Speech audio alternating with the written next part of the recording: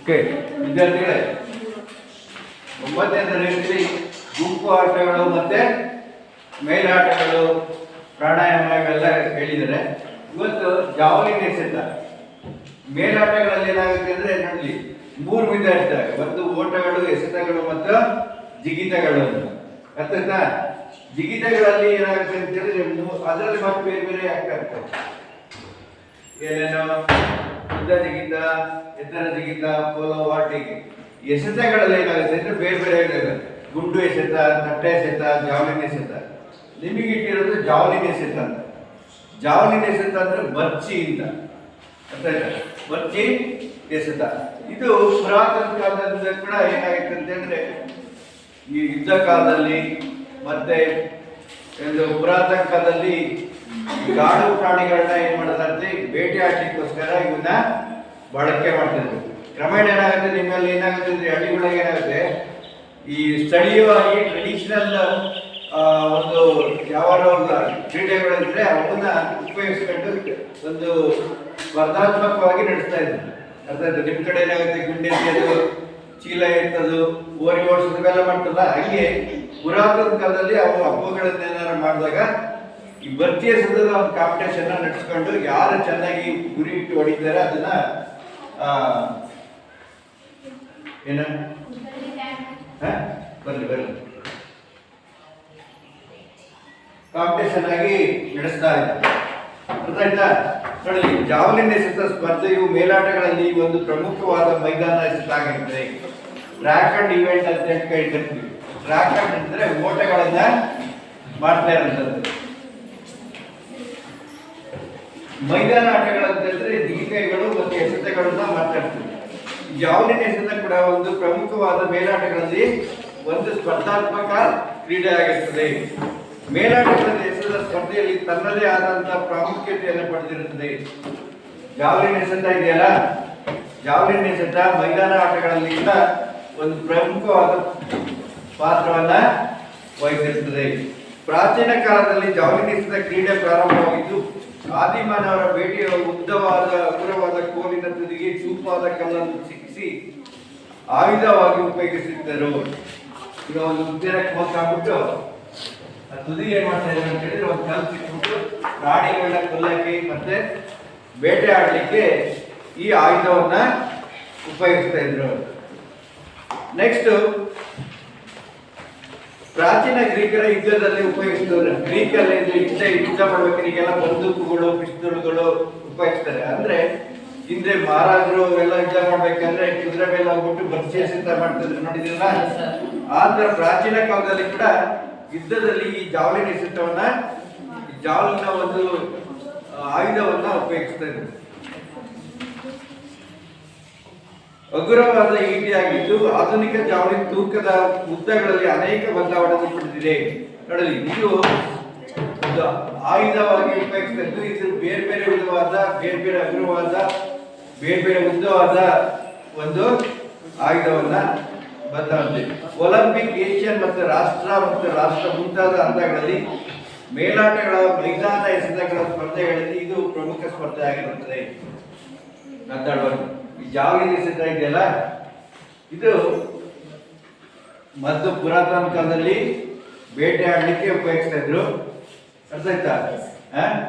ಅದಾದ ನಂತರ ಏನಾಗುತ್ತೆ ಅಂದ್ರೆ ಯುದ್ಧ ಕಾಲದಲ್ಲಿ, ಯುದ್ಧ ಕಾಲದಲ್ಲಿ ಯುದ್ಧ ಮಾಡ್ಬೇಕಾದ್ರೆ ಇದು ಒಂದು ಆಯುಧವಾಗಿ ಒಂದು ಬೇಟೆ ಆಡ್ಲಿಕ್ಕೆ ಮತ್ತೆ ಯುದ್ಧ ಮಾಡ್ಲಿಕ್ಕೆ ಉಪಯೋಗಿಸ್ತದೆ. ಇದು ಈಗಿನ ಕಾಲದಲ್ಲಿ ಬಂದಿದ್ದಲ್ಲ, ಪುರಾತನ ಕಾಲದಿಂದಲೂ ಕೂಡ ಈ ಜಾವಲಿನ್ ಎಸೆತವನ್ನ ಕಂಡಿಡ್ಕೊಂಡಿದ್ದಾರೆ. ಇದು ಸ್ಪರ್ಧಾ ಕ್ರೀಡೆಗಳಲ್ಲಿ ಅತ್ಯಂತ ಪ್ರಮುಖ ಪಾತ್ರವನ್ನ ವಹಿಸಿರ್ತದೆ.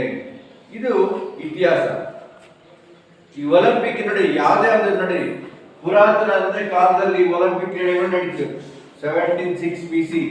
ಅರ್ಥ ಆಯ್ತಾ? 776 ಕ್ರಿಸ್ತ ಶಕ 776ರಲ್ಲಿ ಕೂಡ ಆಧುನಿಕ ಪುರಾತನ ಒಲಿಂಪಿಕ್ ಕ್ರೀಡೆಗಳು ನಡೀತಾ ಇದ್ವು. ಅವಾಗೆಲ್ಲ ಏನಾಗುತ್ತೆ, ಒಲಿಂಪಿಕ್ ಕ್ರೀಡೆಗಳಲ್ಲಿ ಮೇಲಾಟಗಳಿಗೆ ಜಾಸ್ತಿ ಆಗ್ತದೆ, ಓಡೋದೇ ಆಗ್ಲಿ, ಎಸೆಯೋದೇ ಆಗ್ಲಿ, ಇವೆಲ್ಲ ಜಾಸ್ತಿ ಆಗ್ತದೆ. ಇತ್ತೀಚಿನ ಕಾಲದಲ್ಲಿ ಏನಾಗುತ್ತೆ ಅಂದ್ರೆ ಗೇಮ್ಗಳು, ಗುಂಪು ಆಟಗಳು ಮತ್ತೆ ಮೇಲಾಟಗಳು ಕೂಡ ಒಲಿಂಪಿಕ್ ಕ್ರೀಡೆಗಳಲ್ಲಿ ನಡೀತಿದೆ. ಈ ರಾಷ್ಟ್ರೀಯ ಒಲಿಂಪಿಕ್ ಕ್ರೀಡೆಗಳು ಏನಾಗುತ್ತೆ ಅಂದ್ರೆ ಅಂತಾರಾಷ್ಟ್ರೀಯ ಮಟ್ಟದಲ್ಲಿ ಒಲಿಂಪಿಕ್ ಕ್ರೀಡೆಗಳು 196 ರಾಷ್ಟ್ರಗಳು ಎಲ್ಲ ಭಾಗವಹಿಸ್ತಾರೆ. ಅಂದ್ರೆ ಈ ಒಲಿಂಪಿಕ್ ಕ್ರೀಡೆಗೆ ಸೇರಿಸದೆ ಪ್ರಮುಖವಾದ ಒಂದು ಹಂತ. ಈ ಒಲಿಂಪಿಕ್ ಕ್ರೀಡೆ ಅಂತ ಹೇಳಿದ್ರೆ ವಿಶ್ವದ ಅತ್ಯಂತ ಶ್ರೇಷ್ಠವಾದ ಒಂದು ಕ್ರೀಡಾಕೂಟ. ಎಷ್ಟು ವರ್ಷಕ್ಕೊಮ್ಮೆ ನಡೆಯುತ್ತೆ ಒಲಿಂಪಿಕ್? 4 ವರ್ಷಕ್ಕೊಮ್ಮೆ ನಡೆಯುತ್ತೆ. ಲಾಸ್ಟ್ ಒಲಿಂಪಿಕ್ ಎಲ್ಲಿ ನಡೀತು? 2024ರಲ್ಲಿ ಒಲಿಂಪಿಕ್ ಕ್ರೀಡಾಕೂಟ ಎಲ್ಲಿ ನಡೀತು? ಪ್ಯಾರಿಸ್ ನಲ್ಲಿ ನಡೀತು. ಅರ್ಥ ಆಯ್ತಾ? ನಮ್ಮ ದೇಶದಲ್ಲಿ 5 ಪದಕಗಳನ್ನ ಶೂಟಿಂಗ್ ಅಲ್ಲಿ ಮಾಡ್ತಾರೆ. ಇಂದಿನ ಒಲಿಂಪಿಕ್ ಕ್ರೀಡಾಕೂಟದಲ್ಲಿ ನೀರಜ್ ಚೋಪ್ರಾ ಅಂತೇಳಿ ಅವರು ಅತ್ಯಂತ ಶ್ರೇಷ್ಠವಾದ ಕ್ರೀಡಾಕೂಟವಾಗಿದೆ. ಜಾವ್ಲಿನ್ ಎಸೆತದಲ್ಲಿ ನಮ್ಮ ದೇಶಕ್ಕೆ ಪದಕವನ್ನ ಕೂಡ ತಂದುಕೊಟ್ಟಿದ್ದರು. ಜಾವ್ಲಿನ್ ಎಸೆದು ಪ್ರಾಚೀನ ಗ್ರೀಕ್ ಒಲಿಂಪಿಕ್ ಕ್ರೀಡೆ ಆಗಿದ್ದು ನಂತರ ಆಧುನಿಕ ಒಲಿಂಪಿಕ್ ಕ್ರೀಡೆಯಲ್ಲಿ 1908ರಲ್ಲಿ ಪುರುಷರಿಗೆ ಮತ್ತು 1932ರಲ್ಲಿ ಮಹಿಳೆಯರಿಗೆ ಸೇರ್ಪಡೆ ಆಗಿತ್ತು. ಈ ಜಾವ್ಲಿನ್ ಎಸೆತ ಕೂಡ ಪುರಾತನ ಕಾಲದಲ್ಲಿ ಕೂಡ ಒಲಿಂಪಿಕ್ ಕ್ರೀಡೆಗಳಲ್ಲಿ ಸೇರ್ಕೊಂಡಿದೆ. ಪುರುಷರಿಗೆ ಯಾವಾಗ ಸೇರ್ಪಡೆ ಆಯಿತು? 1908ರಲ್ಲಿ. 1908ರಲ್ಲಿ ಪುರುಷರಿಗೆ. ಅರ್ಥ ಆಯ್ತಾ? 1932ರಲ್ಲಿ ಮಹಿಳೆಯರಿಗೆ ಈ ಒಂದು ಕ್ರೀಡಾಕೂಟವನ್ನು ಒಲಿಂಪಿಕ್ ಕ್ರೀಡಾಕೂಟದಲ್ಲಿ ಸೇರಿಸ್ತಾ ಇರ್ತಾರೆ. ಈ ಎಲ್ಲಾ ಕ್ರೀಡೆಗಳು ಅಷ್ಟೇ ಆಧುನಿಕ ಬಂದಂಗೆ ಕೇಳಲಿ. ಈಗ ನಮ್ದು ವಲಯ ಮಟ್ಟದಲ್ಲಿ ಕ್ರೀಡಾಕೂಟದಲ್ಲೂ ಕೂಡ ಅರ್ಥ ಆಯ್ತಾ? ವಲಯ ಮಟ್ಟ ಕ್ರೀಡಾಕೂಟದಲ್ಲೂ ಕೂಡ ಯಾವ ಆಟಗಳು ಸೇರಿಸಬೇಕು ಬಿಡಬೇಕು ಅಂತಲ್ಲಿ ಡಿಸೈಡ್ ಆಗ್ತಾ ಇರುತ್ತೆ. ಒಲಿಂಪಿಕ್ ನಲ್ಲಿ ಜಾವ್ಲಿನ್ ಎಸೆತ ಸ್ಪರ್ಧೆ ಒಂದು ರೀತಿಯ ಕುತೂಹಲವನ್ನು ಉಂಟು ಮಾಡಿದೆ. ಈ ಹಿಂದೆ ಜಾವ್ಲಿನ್ ಅನ್ನು ಆಹಾರ ಪಡೆಯಲು ಆಯುಧವಾಗಿ ಉಪಯೋಗಿಸುತ್ತಿದ್ದರು. ಜಾವ್ಲಿನ್ ಎಸೆತ ಈಗ ಕಾಡುಗಳಲ್ಲಿ ಪ್ರಾಣಿಗಳು ಕೊಲ್ಲಕ್ಕೆ, ಹಂದಿಗಳು ಕೊಲ್ಲಕ್ಕೆ ಆಯುಧವಾಗಿ ಈಗಲೂ ಕೂಡ ಉಪಯೋಗಿಸ್ತಾ ಇರ್ತಾರೆ. ಅರ್ಥ ಆಯ್ತಾ? ನೀವು ಮಲ ಹೊಡೆಯಕ್ಕೆ ಇವೆಲ್ಲ ಉಪಯೋಗಿಸ್ತಾ ಇರ್ತಾರೆ. ಇದು ಜಾವ್ಲಿನ್ ಎಸೆತ ಒಂದು ಇತಿಹಾಸ. ಆದ್ರೆ ಈಗ ಜಾವ್ಲಿನ್ ಎಸೆತ ಪದಕಗಳ ಬೇಟೆಗಾಗಿ ಬಳಸ್ತಾ ಇರ್ತಾರೆ. ಪದಕ ಅಂತ ಹೇಳ್ತಿದ್ರೆ ಒಲಿಂಪಿಕ್ ಕ್ರೀಡೆಗಳಲ್ಲಿ ಮತ್ತೆ ವಲಯ ಮಟ್ಟದಲ್ಲಿ ಎಲ್ಲ ಕಡ ಒಂದು ಪದಕವನ್ನ ಪಡ್ಲಿಕ್ಕೋಸ್ಕರ ಜಾವ್ಲಿನ್ ಎಸೆತವನ್ನ ಮಾಡ್ತಾ ಇರ್ತಾರೆ. ಜಾವ್ಲಿನ್ ರಚನೆ ಹೇಗಿರುತ್ತೆ ಅಂತ, ಒಂದು ಉದ್ದವಾದ ಒಂದು ಕೋಲಿಗೆ ತುದಿಗೆ ಒಂದು ಚೂಪಾದ ಹೊಣ ಇಟ್ಟಿರ್ತಾರೆ. ಜಾವ್ಲಿನ್ ನೋಡಿದಿರಲ್ವಾ? ನಮ್ಮ ಶಾಲೆಯಲ್ಲಿ ಇದೆಯಲ್ಲ ಜಾವ್ಲಿನ್, ಇದು ಮರದಿಂದ ಆಗಿರುತ್ತೆ. ಅರ್ಥ ಆಯ್ತಾ? ಇಲ್ಲ ಅಂದ್ರೆ ಹಗುರವಾದ ಮೆಟಲ್ ಇಂದ ಆಗಿರುತ್ತೆ. ನೋಡಿದ್ವಿ.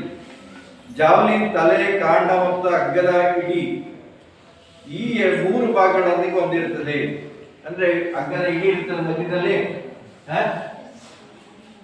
ಸುನಿಲ್ ಅಲ್ಲಿ ಪಕ್ಕದಲ್ಲಿ ನಮ್ಮ ಶಾಲೆಯಲ್ಲಿ ತರ ಜಾವ್ಲಿನ್ ಇದೆಯಲ್ಲ, ಅಲ್ಲಿ ಜಾವ್ಲಿನ್ ಅಲ್ಲಿದೆ. ಓಕೆ, ನೋಡಲಿ. ಜಾವ್ಲಿನ್ ತಲೆ ಮುಂಭಾಗದಲ್ಲಿ ಚೂಪಾಗಿ ಧಾತುವಿನಿಂದ ಮಾಡಲ್ಪಟ್ಟಿರುತ್ತದೆ. ಧಾತು ಅಂದ್ರೇನು? ಕಬ್ಬಿಣದಿಂದಲಾಗಲಿ ಬೇರೆ ಯಾವುದರಿಂದಲಾಗಲಿ ಮಾಡಲ್ಪಟ್ಟಿರುತ್ತದೆ. ಜಾವ್ಲಿನ್ ಅನ್ನು ಹಿಡಿಯುವ ಗುರುತ್ವಾಕರ್ಷಣದ ಮಧ್ಯ ಬಿಂದುವಿನಲ್ಲಿ ಇರುತ್ತೆ. ಈ ಹಗ್ಗವನ್ನು ಏನ್ ಮಾಡ್ತಾರೆ? ಈ ಒಂದ್ಸರಿ ಇಟ್ಟರೆ ಈ ಹಗ್ಗದ ಹಿಡಿ ಇರುತ್ತೆ. ಅದು ಏನಾಗುತ್ತೆ ಅಂದ್ರೆ ಸಮತೋಲನವಾಗಿ ಹಿಡಿಯುವಂತ ಇದಿರುತ್ತೆ. ನಾವೇನಾದ್ರು ಎಷ್ಟೇ ಏನಾಗುತ್ತೆ ಅಂದ್ರೆ ಗುರುತ್ವಾಕರ್ಷಣ ಬಲ ಇರುತ್ತಲ್ಲ, ಹಿಂಗೋಗಿ ಮುಂದಕ್ಕೆ ಚುಚ್ಕೋಬೇಕಾಗುತ್ತೆ. ಎಲ್ಲಿ ನಾವು ಪಾಯಿಂಟ್ ಆಗುತ್ತೆ ಅದನ್ನ ನಾವೇನ್ ಮಾಡ್ತೀವಿ?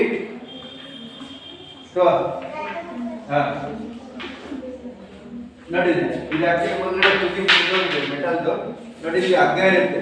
ಇದು ಜಾವ್ಲಿನ್ ಅಂತಾರೆ. ಅರ್ಥಾತ್ ಇದೇ ಟೈಪ್ ಏನಾಗುತ್ತೆ ಅಂದ್ರೆ ಕಬ್ಬಿಣ ಮೆಟಲ್, ಅಗರದ ಮೆಟಲ್ ಇಂದ ಮಾಡಿದ್ರು ಕೂಡ ಇರುತ್ತೆ. ಇದು ಉಗ್ಗದ ಹಗ್ಗ ಇರುತ್ತೆ. ಇದ್ರ ತುದಿಲಿ ಇದೊಂದು ಕಬ್ಬಿಣ ತುಂಡು ಇರುತ್ತೆ. ಇದನ್ನ ಎಸೆಯೋದು ಇಲ್ಲಿ. ಅರ್ಥ ಆಗ್ತಿದ್ದ? ಇದಕ್ಕೆ ಜಾವ್ಲಿನ್ ಅಂತ ಕರೀತಾರೆ.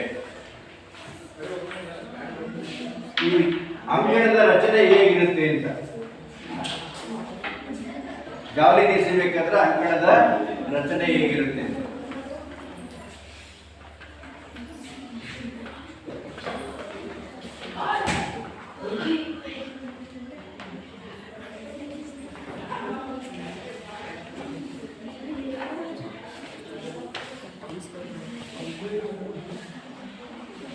ಅಡುಗೆ ಮನೆ ಕೊಡ್ಬಾ.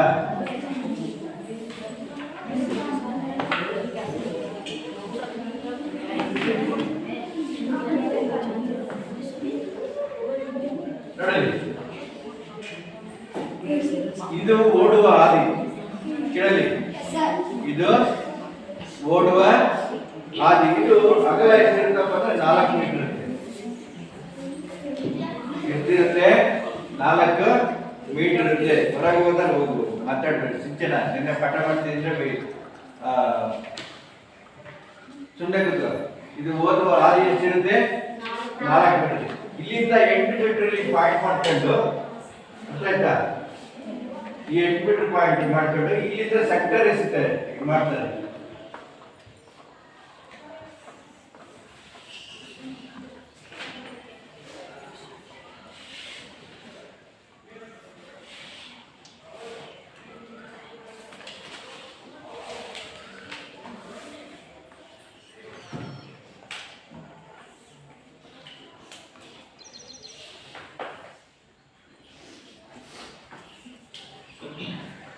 ನೋಡ, ಈ 8 ಮೀಟರ್ ಇಂದ ಇದೇನಾಗುತ್ತೆ ಅಂದ್ರೆ ಒಂದು ಆರ್ಕ್ ಮೀಟರ್.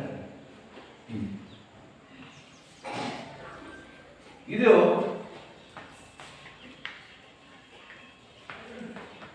ಒಂದು ಜಾಲಿನೇಸಿದಂತ ಒಂದು ಸೆಕ್ಟರ್ ಅಥವಾ ಅಂಕಣ ಅಂತ ಕರಿತೀವಿ. ಇದ್ರ ಅಗಲ ಎಷ್ಟಿರುತ್ತೆ ಅಂತ ಹೇಳಿದ್ರೆ, ಅಗಲ ಎಷ್ಟಿರುತ್ತೆ? 4 ಮೀಟರ್. ನೋಡಿ, ಜಾಲಿನೇಸಿದ ಓಟದ ಮಾರ್ಗ ಕನಿಷ್ಠ 30 ಮೀಟರ್ ಇರುತ್ತೆ. ಇಲ್ಲಿಂದ ಇಲ್ಲಿವರೆಗೆ ಎಷ್ಟಿರುತ್ತೆ? ನಿಮಗೆ ಕನಿಷ್ಠ 30 ರಿಂದ 36.5. ಇದು ಓಡುವ ಒಂದು ಹಾದಿ. ಅರ್ಥ ಆಯ್ತಾ? ನೋಡಲಿ, ಓಡುವ ಮಾರ್ಗವು 4 ಮೀಟರ್ ಅಗಲ ಇರುತ್ತದೆ. ಓಡುವ ಎಷ್ಟಿರುತ್ತೆ? 4 ಮೀಟರ್ ಅಗಲ ಇರುತ್ತದೆ. ಮತ್ತೆ ವೃತ್ತದ ಪರಿಧಿಯು, ಇದು ವೃತ್ತದ ಪರಿಧಿ ಇದೆಯಲ್ಲ, ಇದು ಎಷ್ಟು ಸೆಂಟಿಮೀಟರ್ ಇರುತ್ತೆ? 7 ಸೆಂಟಿಮೀಟರ್ ಇರುತ್ತೆ. ಇಲ್ಲಿಂದ 8 ಸೆಂಟಿಮೀಟರ್ ಇಲ್ಲಿಂದ ತಗೊಂಡ್ಬಿಟ್ಟು ಇಲ್ಲಿ ಇದು ಮಾಡ್ತಾರೆ. ಇದ್ರ ಮಧ್ಯೆ ಏನಾಗುತ್ತೆ ಅಂತ ಹೇಳಿದ್ರೆ, ಇಲ್ಲಿ 75 ಸೆಂಟಿಮೀಟರ್ ಒಂದು ಸೆಕ್ಟರ್ ಇರುತ್ತೆ. ಇದು ಯಾಕಪ್ಪ ಅಂತ ಹೇಳಿದ್ರೆ, ಜಾವ್ಲಿನ್ ಎಷ್ಟಾದ್ಮೇಲೆ ಯಾವುದೇ ಕಾರಣಕ್ಕೂ ಮುಂದಕ್ಕೆ ಹೋಗಬಾರ್ದು. ಅರ್ಥ ಆಯ್ತಾ? ಈ ಸೆಕ್ಟರ್ನ ತೆಗಿಬಾರ್ದು. ನೋಡಿ, ಎಷ್ಟಾದ್ಮೇಲೆ ಇಲ್ಲಿ ವಾಪಸ್ಸೇ ಇಲ್ಲೇ ಬರುತ್ತೆ. ಇದು ಮೂಲ ನಿಯಮ. ನೋಡಲಿ, ವೃತ್ತದ ಪರಿಧಿಯು 7 ಸೆಂಟಿಮೀಟರ್ ಅಗಲವಿರುತ್ತದೆ. ಬಿಳಿ ಬಣ್ಣದಲ್ಲಿ ಹಚ್ಚಿರುತ್ತಾರೆ. ಇದು ಬಿಳಿ ಬಣ್ಣ ಮಾಮೂಲಿ ಹಾಕ್ತಾರಲ್ವಾ, ಇದು. ನೆಕ್ಸ್ಟ್, ವೃತ್ತ ಪರಿಧಿ 2 ತುದಿಗಳಲ್ಲಿ ಓಡುವ ಮಾರ್ಗ ಸಮಾಂತರವಾಗಿ ಗೆರೆಗೆ ಲಂಬವಾಗಿ 75 ಸೆಂಟಿಮೀಟರ್ ಉದ್ದ, 7 ಸೆಂಟಿಮೀಟರ್ ಅಗಲವಿರುವ ಬಿಳಿ ಬಣ್ಣದ ಸ್ಕ್ರಾಚ್ ಗೆರೆ ಎಳೆದಿರುತ್ತದೆ. ನೋಡಿ, ಗೆರೆಯನ್ನ ಇದು ಎಷ್ಟು ಸೆಂಟಿಮೀಟರ್ ಇರುತ್ತೆ? 75. ಅಗಲ 7 ಸೆಂಟಿಮೀಟರ್ ಇರುತ್ತೆ. ಉದ್ದ ಎಷ್ಟಿರುತ್ತೆ? 75 ಸೆಂಟಿಮೀಟರ್. ಇದು ಜಾವ್ಲಿನ್ ಎಸೆತದ ಒಂದು ಸೆಕ್ಟರ್.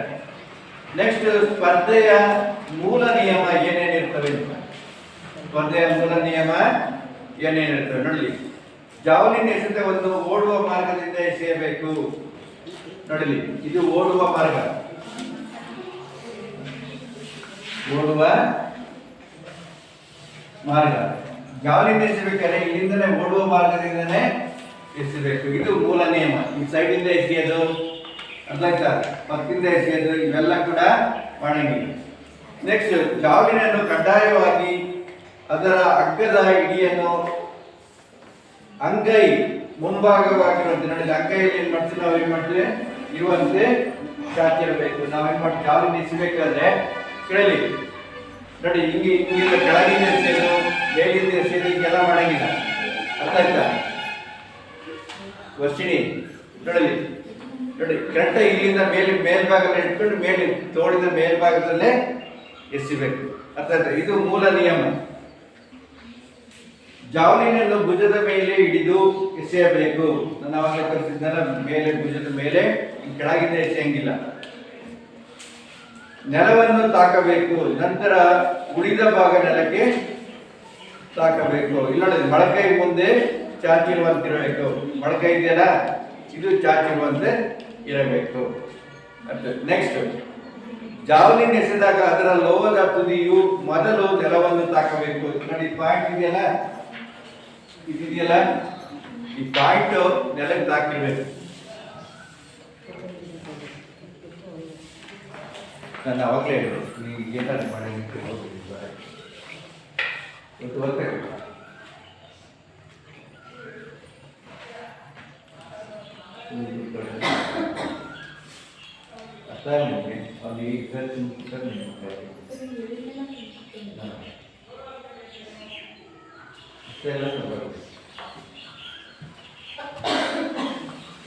ಓಕೆ. ಜಾವಲಿನ್ ನೆಲಕ್ಕೆ ತಾಕುವವರೆಗೆ ಎಸೆತಗಾರನು ತನ್ನ ಬೆನ್ನನ್ನು ಎಸೆದ ದಿಕ್ಕಿನಲ್ಲಿ ತೋರಿಸುವಂತಿಲ್ಲ. ಬೆನ್ನ ಎಸೆದಾದ್ಮೇಲೆ ಯಾವುದೇ ಕಾರಣಕ್ಕೂ ವಾಪಸ್ ಬರುವಾಗ ಇಲ್ಲಿಂದನೇ ಬರಬೇಕು. ಅರ್ಥ ಆಯ್ತಾ? ನೆಲಕ್ಕೆ ಹಾಕಿ ಇಲ್ಲಿ ಪಾಯಿಂಟ್ ಆಗಿ ಪಾಯಿಂಟ್ ಆದ್ರೆ ಮಾತ್ರ ಇದು ಕನ್ಸಿಡರ್ ಆಗುತ್ತೆ. ಜಾವಲಿನ್ ತುದಿಯು ಗುರುತು ಸೆಕ್ಟರ್ನ ಗೆರೆಗಳ ಒಳಗೆ ಬೀಳಬೇಕು. ನಾವು ಎಷ್ಟಂತ ಜಾವಲಿನ್ ಈ ಸೆಕ್ಟರ್ ಇದೆಯಲ್ಲ, ಈ ಸೆಕ್ಟರ್ನ ಒಳಗೇನೆ ಬೀಳಬೇಕು. ಜಾವಲಿನ್ ಎಸೆದ ನೆಲಕ್ಕೆ ತಾಗುವವರೆಗೆ ಓಡುವ ಮಾರ್ಗ ಬಿಡುವಂತಿಲ್ಲ. ಅರ್ಥ ಆಯ್ತು ಹೇಳಿದ್ದು?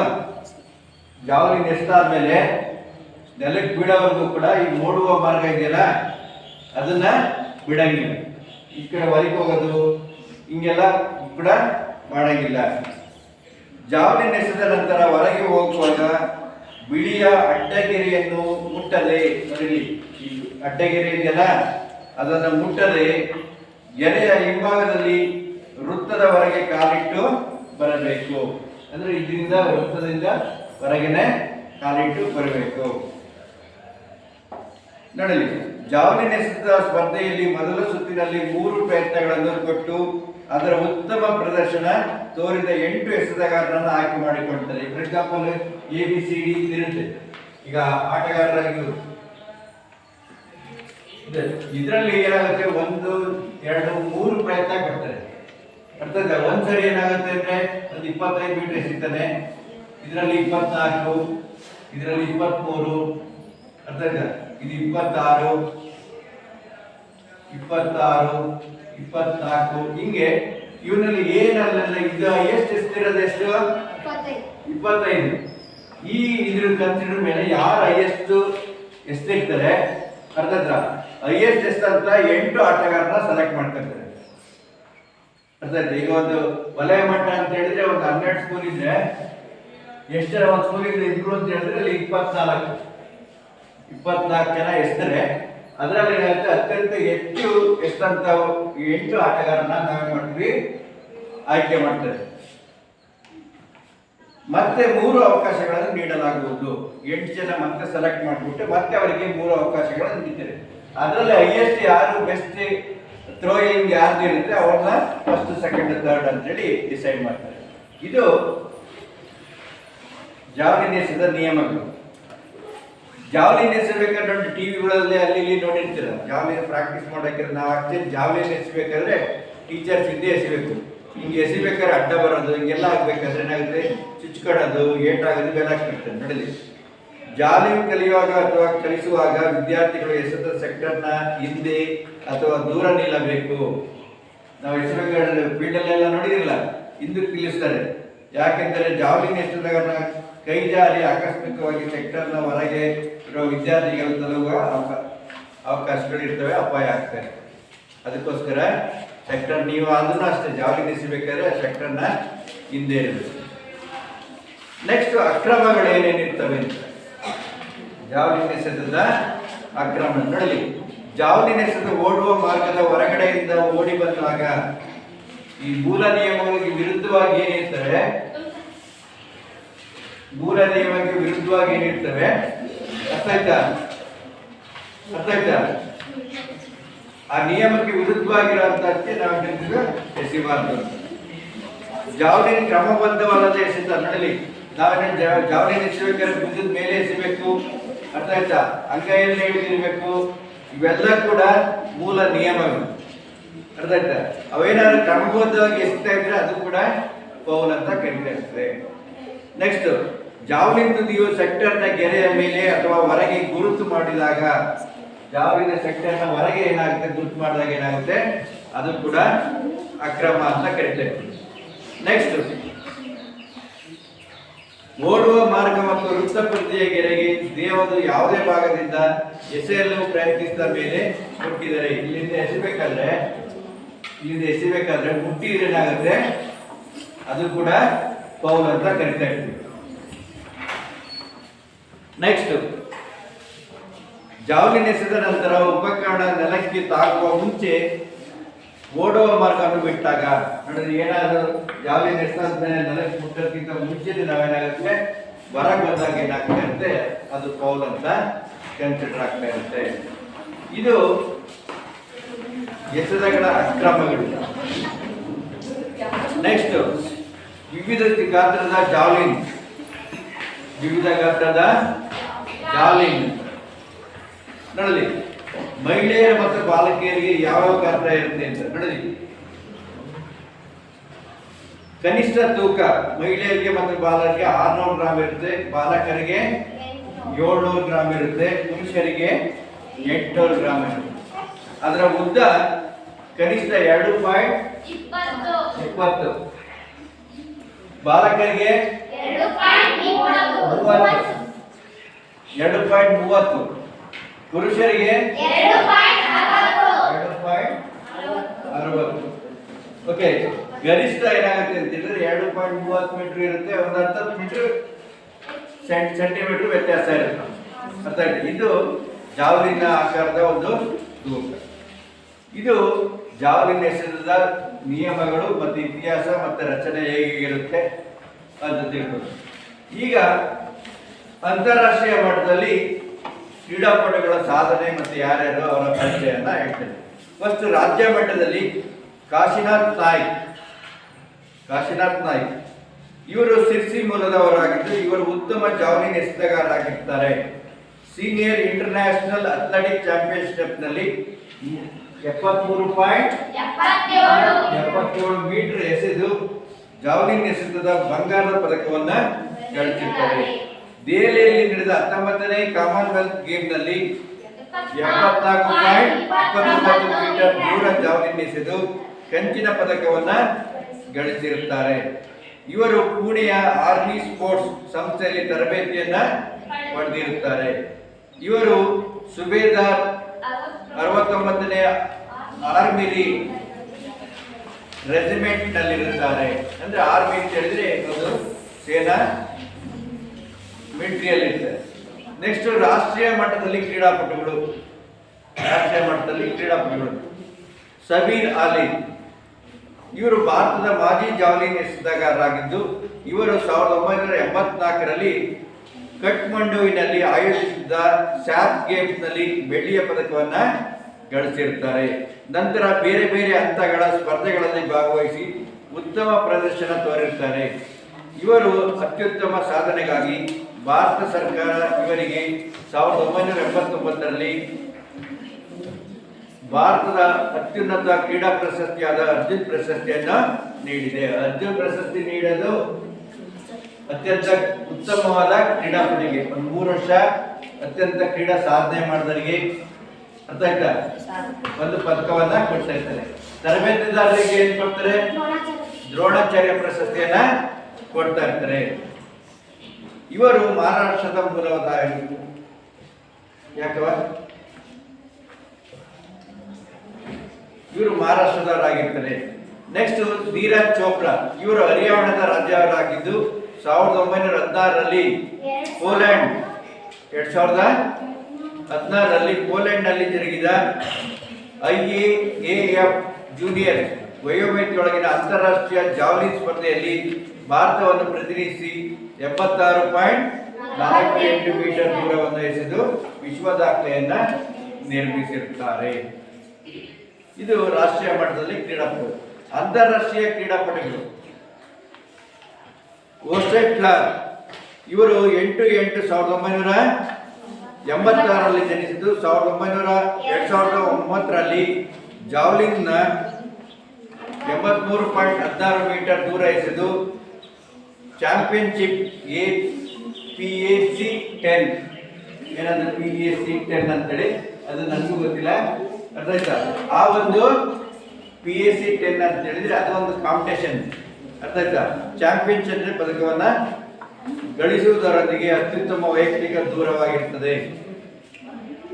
ಇವರು ಕ್ರಿಸ್ಟನ ಸೆಟ್ವಿನ್ ತರಬೇತಿಯನ್ನು ಪಡೆದಿರುತ್ತಾರೆ. ಇವರು ವರೆಂಗಾನ್ ವಿಶ್ವವಿದ್ಯಾಲಯದಲ್ಲಿ ದಾಖಲೆಯನ್ನು ನಿರ್ಮಿಸಿದ್ದರು. ಇವರು USA ಚಾಂಪಿಯನ್ಶಿಪ್, NCAA ಚಾಂಪಿಯನ್ಶಿಪ್, 2011ರ ಟೊರೆಂಟೊ ಇಂಟರ್ನ್ಯಾಷನಲ್ ಟ್ರ್ಯಾಕ್ ಫೀಲ್ಡ್ನಲ್ಲಿ ಭಾಗವಹಿಸಿ ಬಹುಮಾನ ಕೂಡ ಗಳಿಸಿರುತ್ತಾರೆ. ಇವರು 2012ರಲ್ಲಿ ಲಂಡನ್ ಒಲಿಂಪಿಕ್ನಲ್ಲಿ ಜಾವಲಿನ್ ಎಸೆತ ಸ್ಪರ್ಧೆಯಲ್ಲಿ ಭಾಗವಹಿಸಿರುತ್ತಾರೆ. 2008ರಲ್ಲಿ ಒಲಿಂಪಿಕ್ನಲ್ಲಿ ಅರ್ಹತಾ ಸುತ್ತಿನಲ್ಲಿ 18ನೇ ಸ್ಥಾನವನ್ನು ಪಡೆದಿರುತ್ತಾರೆ. ಇದು ಅಂತಾರಾಷ್ಟ್ರೀಯ ಒಂದು ಕ್ರೀಡಾಪಟು. ಇವರು ವಿಜ್ಞಾನ ಪದವೀಧರರಾಗಿದ್ದು ವೆಬ್ಸೈಟ್ ಮತ್ತು ಗ್ರಾಫಿಕ್ ಡಿಸೈನರ್ ತಮ್ಮ ವೃತ್ತಿಯನ್ನಾಗಿಸಿಕೊಂಡಿರುತ್ತಾರೆ. 2012ರ US Olympic trials track and ಫೀಲ್ಡ್ನ ಪ್ರಾಜೆಕ್ಟ್ ಮ್ಯಾನೇಜ್ಮೆಂಟ್ ತಂಡದಲ್ಲಿ ಕಾರ್ಯವನ್ನು ನಿರ್ವಹಿಸಿರುತ್ತಾರೆ. ಇದು ಒಂದು ಇತಿಹಾಸ. Next, Leslie Copeland. ಇವರು ಫಿಜಿ ದೇಶದವರಾಗಿರುತ್ತಾರೆ. ಜಾವ್ಲಿನ್ ಎಸೆತಗಾರರಾಗಿದ್ದು ಫಿಜಿ ದೇಶದಿಂದ ಒಲಿಂಪಿಕ್ನಲ್ಲಿ ಭಾಗವಹಿಸಿದ ಎರಡನೆಯವರಾಗಿರುತ್ತಾರೆ. 2002ರ ಲಂಡನ್ ಒಲಿಂಪಿಕ್ನಲ್ಲಿ ಜಾವ್ಲಿನ್ ಎಸೆತದಲ್ಲಿ ಭಾಗವಹಿಸಿ ಅಂತಿಮ ಅರ್ಹತಾ ಪಟ್ಟಿಯಲ್ಲಿ ಸ್ಥಾನವನ್ನು ಗಳಿಸಿದರು. ಇವರು ವಾಸಿಸಿರುವ ಪ್ರದೇಶ ನಡುಗದ್ದೆಯಾಗಿದ್ದು ಅಲ್ಲಿ ಒಂದೇ ಕ್ರೀಡಾಂಗಣವಿದ್ದು, ನಡುಗದ್ದೆ ಅಂತ ಹೇಳಿದ್ರೆ ಸುತ್ತ ನೀರಿರುತ್ತೆ, ಮಧ್ಯೆ ಒಂದು ಗುಡ್ಡ ಇರುತ್ತೆ, ಅದರಲ್ಲಿ ಕ್ರೀಡಾಂಗಣ ಸ್ವಲ್ಪ ಇರುತ್ತೆ. ಅದರಲ್ಲಿ ಸಾಕರ್, ರಗ್ಬಿ ಸಹ ಆಡುತ್ತಿದ್ದರು. ರಗ್ಬಿ ಅಂತ ಹೇಳಿದ್ರೆ ಎರಡು ಕಡೆ ಫುಟ್ಬಾಲ್ ಆಡ್ತಾರಲ್ಲ ಆ ಟೈಪ್, ಆ ಥರ ಇರುವಂತ ಒಂದು ಆಟ. ಇವರಿಗೆ ಸರಿಯಾದ ಜಾವ್ಲಿನ್ ಅಭ್ಯಾಸ ಮಾಡಲು ಸಾಧ್ಯವಾಗಿರಲಿಲ್ಲ ಹಾಗೂ ತಾಂತ್ರಿಕವಾಗಿ ಸಂಪನ್ಮೂಲಗಳ ಕೊರತೆಯನ್ನು ಎದುರಿಸುತ್ತಿರುವ ಪ್ರದೇಶವಾಗಿದ್ದು, ಹೀಗಾಗಿ ತಾಂತ್ರಿಕವಾಗಿ ಮುಂದುವರೆದ ಸಂಪನ್ಮೂಲಗಳನ್ನು ಹೊಂದಿರುವ ದೇಶಗಳ ಜೊತೆ ಪೈಪೋಟಿ ಮಾಡುವುದು ಕಷ್ಟವಾಗಿರುತ್ತದೆ. ಈಗ ಇವರು ಜೇಮ್ಸ್ನವರ ತರಬೇತಿಯನ್ನು ನೀಡುತ್ತಿದ್ದು, ರೆಡ್ ಬುಲ್ ಸಂಸ್ಥೆಯವರು ಪ್ರಾಯೋಜಕತ್ವ ಅಂದ್ರೆ ಅವರು ಸಪೋರ್ಟ್ ಮಾಡ್ತಾ ಇರ್ತಾರೆ, ವಹಿಸಿಕೊಂಡು ಇವರ ಸ್ಪರ್ಧೆಯಲ್ಲಿ ಭಾಗವಹಿಸಲು ಬೇಕಾದ ಸವಲತ್ತು ಮತ್ತು ಸೌಲಭ್ಯಗಳನ್ನು ಒದಗಿಸಿರುತ್ತಾರೆ. ಇವರು ಅಂತಾರಾಷ್ಟ್ರೀಯ ಒಲಿಂಪಿಕ್ ಸಮಿತಿ ಸ್ಕಾಲರ್ಶಿಪ್ ದೊರೆತಿದ್ದು, ಇವರ ಉತ್ತಮ ಜಾವ್ಲಿನ್ ಎಸೆತ ದೂರ 80 ಮೀಟರ್. ಇವರ ಪೂರ್ಣ ಗಮನವನ್ನು ಜಾವ್ಲಿನ್ ಅಭ್ಯಾಸಕ್ಕಾಗಿ ನೀಡಿರುತ್ತಾರೆ. ಇವರು ಒಬ್ಬರು ಅಂತಾರಾಷ್ಟ್ರೀಯ ಕ್ರೀಡಾಪಟು. Next, Andreas Thorkildsen. ನಾರ್ವೆಯ ಆಂಡ್ರಿಯಾಸ್ ಟೋರ್ಕಿಲ್ಡೆನ್ಸ್ 2008ರಲ್ಲಿ ಒಲಿಂಪಿಕ್ನಲ್ಲಿ ಎರಡನೆಯ ಬಂಗಾರದ ಪದಕವನ್ನು ಜಾವ್ಲಿನ್ ಎಸೆತದಲ್ಲಿ ಗಳಿಸಿರುತ್ತಾರೆ. ಅವರು ಮೊದಲ ಪ್ರಯತ್ನದಲ್ಲಿ 84.74 ಮೀಟರ್, ಮೂರನೇ ಪ್ರಯತ್ನದಲ್ಲಿ ಎಸೆದ 87.93 ಮೀಟರ್ ದೂರದಿಂದಾಗಿ ಅವರು ಒಲಿಂಪಿಕ್ನಲ್ಲಿ ಬಂಗಾರದ ಪದಕವನ್ನು ಪಡೆದು, ಆದರೆ 5ನೇ ಪ್ರಯತ್ನದಲ್ಲಿ 90.57 ಮೀಟರ್ ಎಸೆದ ದೂರ ಅವರ ಒಲಿಂಪಿಕ್ ದಾಖಲೆಯನ್ನು ಮೇಲೇರಿಸಿತು. ಇವರ ವೈಯಕ್ತಿಕ ಉತ್ತಮ ಎಸೆತ 91.59 ಮೀಟರ್. ಇವರು 1/4/1982ರಲ್ಲಿ ನಾರ್ವೆಯ ಕ್ರಿಸ್ಟಿಯಾನ್ಸ್ಟಾಡ್ ನಲ್ಲಿ ಜನಿಸಿದ್ದು, ಇವರು ಮೊದಲ ತರಬೇತುದಾರರಾದ ತಂದೆ ಮಾಜಿ ಜಾವ್ಲಿನ್ ಎಸೆತಗಾರ ಟಾಮ್ ರವರು ಜಾವ್ಲಿನ್ ಎಸೆತ ದೂರ 71.64. ಟೋರ್ಕಿಲ್ಡೆನ್ ಇವರ ತಾಯಿ ಬೆಂಟೆ ಅಮುಂಡೆನ್ಸನ್ 1972ರಲ್ಲಿ 100 ಮೀಟರ್ ಅಡಲ್ಸ್ನಲ್ಲಿ ರಾಷ್ಟ್ರೀಯ ಪದಕವನ್ನು ಗಳಿಸಿ ಕ್ರೀಡಾಪಟುವಾಗಿರುತ್ತಾರೆ. 1994ರ ನಾರ್ವೆಗೈನ್ ಚಾಂಪಿಯನ್ಶಿಪ್ನಲ್ಲಿ ಕಂಚಿನ ಪದಕ ಪಡೆದಿರುತ್ತಾರೆ. 1999ರವರೆಗೆ ತಂದೆಯ ತರಬೇತಿಯಲ್ಲಿ ಯುರೋಪಿಯನ್ ಜೂನಿಯರ್ ಚಾಂಪಿಯನ್ಶಿಪ್ನಲ್ಲಿ 7ನೇಯರಾಗಿರ್ತಾರೆ. 2000ರಲ್ಲಿ ನಾರ್ವೆಗೈನ್ ಚಾಂಪಿಯನ್ಶಿಪ್ ಮತ್ತು ವಿಶ್ವ ಜೂನಿಯರ್ ಚಾಂಪಿಯನ್ಶಿಪ್ನಲ್ಲಿ 2ನೇ ಸ್ಥಾನವನ್ನು ಪಡೆದಿರ್ತಾರೆ. 2001ರಲ್ಲಿ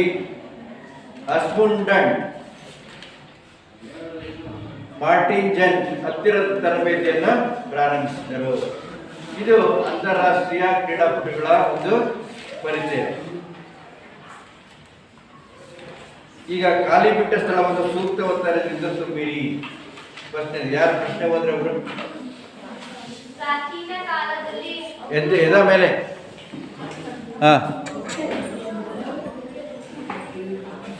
ಪ್ರಾಚೀನ ಕಾಲದಲ್ಲಿ ಹಗುರ ಕೋಲಿನ ತುದಿಗೆ ಚೂಪಾದ ಡ್ಯಾಶ್ ಸಿಕ್ಕಿಸಿ ಉಪಯೋಗಿಸುತ್ತಿದ್ದರು. ಏನು ಉಪಯೋಗಿಸ್ತಿದ್ರು? ಕಲ್ಲನ್ನು ಉಪಯೋಗಿಸ್ತಿದ್ದರು. ನೆಕ್ಸ್ಟ್ ಎರಡನೇ ಪ್ರಶ್ನೆ. ಆಧುನಿಕ ಒಲಿಂಪಿಕ್ ಕ್ರೀಡೆಯಲ್ಲಿ ಡ್ಯಾಶ್ ನಲ್ಲಿ ಪುರುಷರ ಜಾವಲಿನ್ ಎಸೆತ ಸೇರ್ಪಡೆಯಾಯಿತು. 1908ರಲ್ಲಿ. ಜಾವಲಿನ್ ಡ್ಯಾಶ್ ಭಾಗಗಳನ್ನು ಹೊಂದಿರುತ್ತಾರೆ. ಯಾವ್ಯಾವ? ಮೂರು ಭಾಗಗಳಂತ ಯಾವ್ಯಾವ? ತಾಂಡ ಮತ್ತೆ ಹೇಳು, ಮೇಲೆ ಎದ್ದೇಳು, ಹೇಳು ವೇದಾವತಿ, ಹೇಳ್ಬೇಕು. ಜಾವಲಿನ್ ತಲೆ ಮತ್ತು ಕಾಂಡ ಮತ್ತು ಹಗ್ಗದಲ್ಲಿ. Okay, next. ಜಾವಲಿನ್ ಓಟದ ಮಾರ್ಗವು ಡ್ಯಾಶ್ ಮೀಟರ್ ಅಗಲವಿರುತ್ತದೆ. ವಿದ್ಯಾ ಕನಿಷ್ಠ 30 ಮೀಟರ್ ಅಗಲವಿರುತ್ತದೆ. ಕನಿಷ್ಠ 30 ಮೀಟರ್ ಅಗಲ ಇರುತ್ತದೆ. ಕೆಳಗಿನ 4 ಉತ್ತರಗಳಿಗೆ ಸರಿಯಾದ ಒಂದು ಉತ್ತರವನ್ನು ಆರಿಸಿ ಬರೆಯಿರಿ. ಓಕೆ. ಪ್ರಾಚೀನ ಕಾಲದಲ್ಲಿ ಜಾವಲಿನ್ ಅನ್ನು ಉಪಯೋಗಿಸುತ್ತಿದ್ದರು ಬೇಟೆಗಾಗಿ. ಪ್ರಾಚೀನ ಕಾಲದಲ್ಲಿ ಅದಕ್ಕೆ ಬಳಸ್ತಾ ಇದ್ರು? ಬೇಟೆಗಾಗಿ. ರಾಜ್ಯ ಕ್ರೀಡಾಪಟು ಕಾಶಿನಾಥ್ ನಾಯ್ಕರವರು 19ನೇ ಕಾಮನ್ವೆಲ್ತ್ ಗೇಮ್ಸ್ನಲ್ಲಿ ಜಾವಲಿನ್ ಎಸೆತದ ದೂರವು ಡ್ಯಾಶ್ ಮೀಟರ್ಗಳು 74.29 ಮೇಲೆ ಹೇಳಿದ್ದು ವೇದಾವತಿ. 74.29. ಅಂತಾರಾಷ್ಟ್ರೀಯ ಕ್ರೀಡಾಪಟು ಆಂಡ್ರಿಯಾಸ್ ನವರ ವೈಯಕ್ತಿಕ ಉತ್ತಮ ಜಾವಲಿನ್ ಎಸೆತದ ದೂರವು ಡ್ಯಾಶ್ ಮೀಟರ್ಗಳು 74.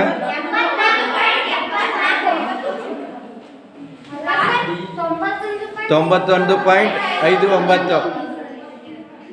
ಓಕೆ.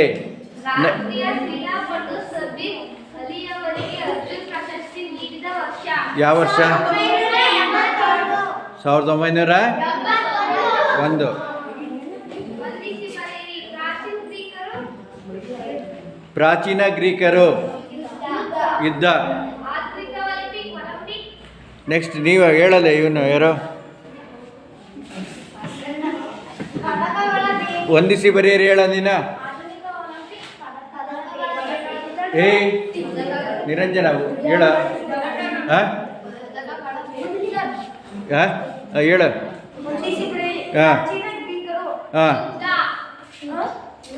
ಯುದ್ಧ. ಹೇಳು. ಆಧುನಿಕ ಒಲಿಂಪಿಕ್ ಪದಕಗಳ ಬೇಟೆ. ಮಹಿಳೆಯರ ಜಾವಲಿನ್ 500 ಗ್ರಾಂ, ಪುರುಷರ ಜಾವಲಿನ್ ತೂಕ 800 ಗ್ರಾಂ. ಓಕೆ, ನೆಕ್ಸ್ಟ್ ಪ್ರಶ್ನೆ ಉತ್ತರ ಹೇಳ್ರಿ. ಕೆಳಗಿನ ಪ್ರಶ್ನೆಗಳಿಗೆ ಉತ್ತರಿಸಿ. ಜಾವಲಿನ್ ಸ್ಪರ್ಧೆ ಮಹಿಳೆಯರಿಗೆ ಒಲಿಂಪಿಕ್ನಲ್ಲಿ ಸೇರ್ಪಡೆಯಾದ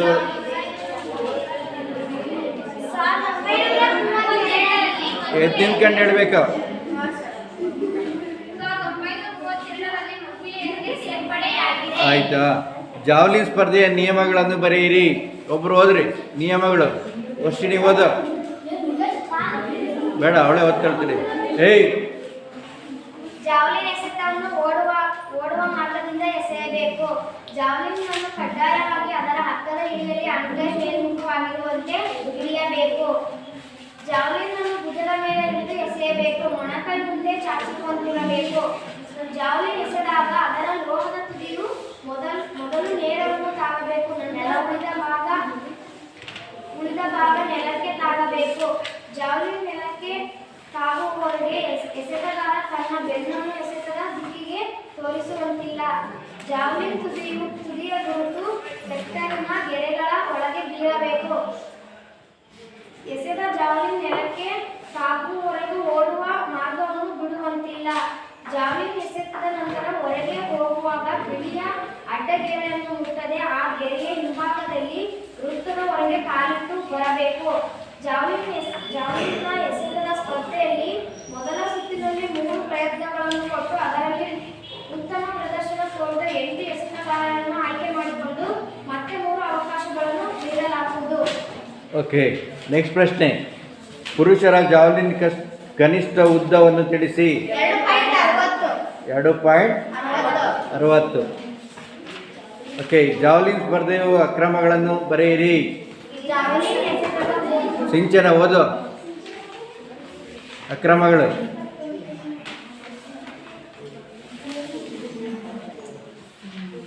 ಜಾವೆಲಿನ್ ಎಸೆತದ ಓಡುವ ಮಾರ್ಗವನ್ನು ಹೊರಗಡೆಯಿಂದ ಓಡಿ ಬಂದಾಗ ಜಾವೆಲಿನ್ ಕ್ರಮಬದ್ಧವಲ್ಲದ ಶೈಲಿಯಲ್ಲಿ ಎಸೆದಾಗ ಜಾವೆಲಿನ್ ತುದಿಯ ಸೆಂಟರಿಂಗ್ ಗೆರೆಯ ಮೇಲೆ ಅಥವಾ ಹೊರಗೆ ಗುರುತು ಮಾಡಿದಾಗ ಓಡುವ ಮಾರ್ಗ ಮತ್ತು ವೃತ್ತ ಪರದೀಯ ಗೆರೆಯನ್ನು ದೇಹದ ಯಾವುದೇ ಭಾಗದಿಂದ ಎಸೆಯಲು ಪ್ರಾರಂಭಿಸಿದ ಮೇಲೆ ಮುಟ್ಟಿದರೆ ಜಾವೆಲಿನ್ ಎಸೆದ ನಂತರ ಉಪಕರಣ ನೆಲಕ್ಕೆ ತಾಗುವ ಮುಂಚೆ ಓಡುವ ಮಾರ್ಗವನ್ನು ಬಿಟ್ಟಾಗ. ಓಕೆ, ಇಷ್ಟು ಜಾವ್ಲಿನ್ ಎಸೆತದ ನಿಯಮಗಳು, ಮೂಲ ಇತಿಹಾಸ ಮತ್ತು ಅಕ್ರಮಗಳು ಮತ್ತು ರಾಜ್ಯ, ಅಂತಾರಾಷ್ಟ್ರೀಯ ಮತ್ತು ರಾಷ್ಟ್ರೀಯ ಕ್ರೀಡಾಪಟುಗಳ ಪರಿಚಯ. ಅರ್ಥ ಆಯ್ತಾ? ಓಕೆ.